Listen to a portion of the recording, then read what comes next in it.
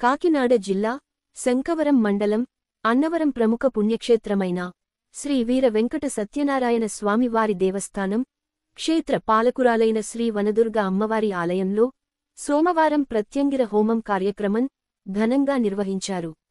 ఈ రోజు అమావాస్య సందర్భంగా వైదిక కమిటీ సభ్యులు, పురోహితులు, అర్చకుల ఆధ్వర్యంలో జరిపించే ప్రత్యంగిర హోమం ఉదయం 9 గంటల నుంచి 11 గంటల వరకు సుదీర్ఘంగా 2 గంటల పాటు నిర్వహించారు. పూజలో అన్ని రకాల పండ్లు, పూజా ద్రవ్యాలు కలిపి మూటగట్టి పూర్ణాహుతితో అగ్నిదేవునికి సమర్పించి కార్యక్రమాన్ని నిర్వహించారు. అనంతరం ఆలయ అర్చకులు భక్తులకు తీర్థప్రసాదాలు అందజేశారు. ఈ కార్యక్రమంలో ఐవి రామారావు, దేవస్థానం అధికారులు, గ్రామస్థులు, భక్తులు పాల్గొన్నారు.